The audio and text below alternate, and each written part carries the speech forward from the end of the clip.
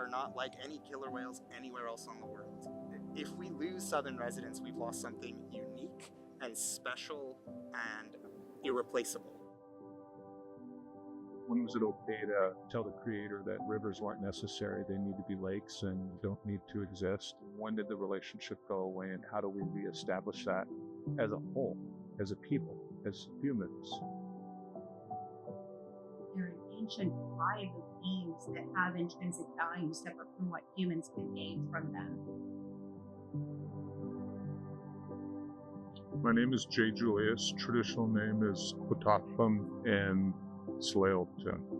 Being chairman of the Lummi tribe is really broad. You're the second largest employer in Whatcom County. You have the largest commercial tribal fishing fleet in the country. And that's who we were, and that's who we are still today. So my people, the Clackamas, the Lummi, have lived side by side with a relationship with the southern residents since the beginning of our time. And they belong more so than us. You know, we're the first people here, but they were here long before us.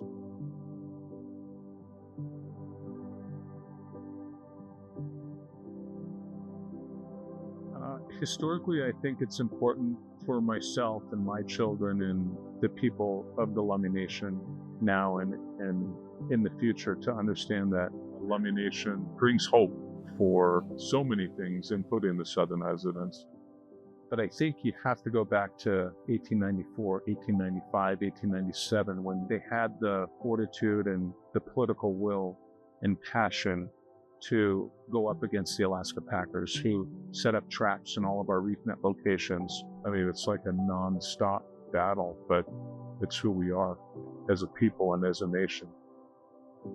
My name is Michael Weiss. I'm the research director at the Center for Whale Research. The Center for Whale Research is a nonprofit here on San Juan Island that focuses mainly on studying the population dynamics, social structure, and behavior of southern resident killer whales. So the southern resident killer whales are classified as an endangered species, an endangered distinct population segment in both the United States and Canada. Back in the 50s and 60s, there was a pretty significant live capture fishery out here in which we estimate about a third of the southern resident killer whale population was removed, either by direct capture or by dying during the captures. Once it was kind of revealed how few southern residents there were through photo identification studies, the captures were paused. And actually, in the decades following that, southern resident population looked like it was gonna recover. Then something happened. Their main food source, Chinook salmon, saw a huge decline, and that was followed by a huge decline in the southern residents. So when the survey started, there were 71 animals in 1976, and now we are back down to 74 animals in the population from a peak of over 90. And that totally comes down to the fact that Chinook salmon in the Pacific Northwest is also a threatened and endangered species. Understanding why the southern residents are so specialized on Chinook salmon is kind of tricky, right? Because Chinook are not very abundant here. Smaller and harder to catch. I think what really opens up that mystery a bit is killer whales are cultural animals. They learn what to eat from their moms, and they're quite conservative in terms of adopting new prey items. They're not very quick to do that. Obviously, that strategy is not optimal anymore. The strategy of eating Chinook probably came about as a useful cultural adaptation, but over time it got locked in culturally, and it resulted in genomic evolution and physical changes in the animals that now means they probably could catch a marine mammal if they really wanted to, but first of all, they don't want to. Second of all, they're not really built for it anymore. So when the southern resident killer whales were listed on the endangered species list in 2005, there were a number of different threats to the population.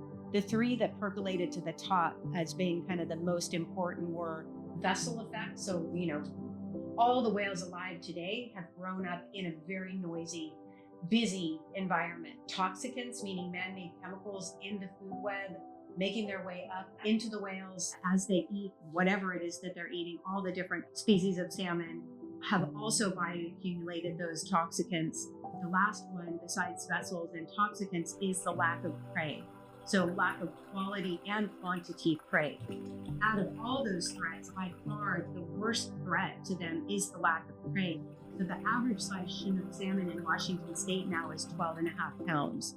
So for an animal like a killer whale that has to eat several hundred pounds of food per day per whale to maintain optimal health, think about how much they have to forage when they're finding 12.5 pound salmon. So on a daily basis, if the whales are here, we generally will meet the team at the boat and get an idea of where the whales are based on a variety of different avenues, people letting us know where the whales are.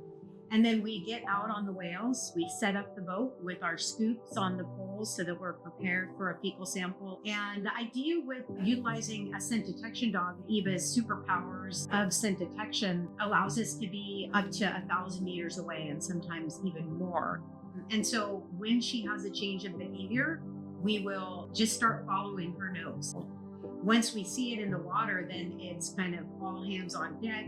It gets a little crazy on the boat where we're trying to make sure that we're scooping those scat samples out of the water and getting them onto the boat in 1,000 ml beakers. They get placed at the back of the boat in our wet lab.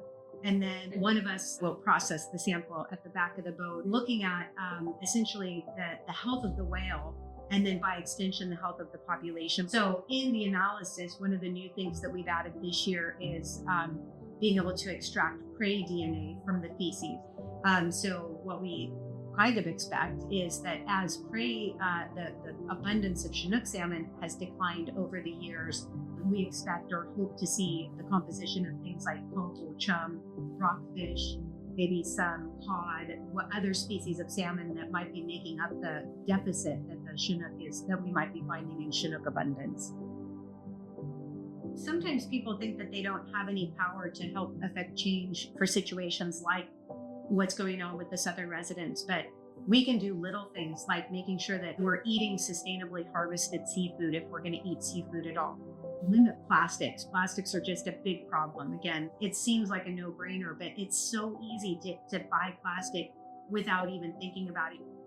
Voting, I cannot stress enough how voting matters. If we're not voting for candidates that have the environment as a main platform that they're running on, then we can guarantee that those protections for the environment are going to go away. Getting involved, getting your hands wet and your feet dirty by participating in things like tree plantings, habitat restoration efforts that are working to restore habitat for spawning salmon, doing beach cleanups. It's really important to recognize that our individual behaviors do matter. They were here long before us. The rivers and the salmon and the killer whales and the sea, it was all here before us.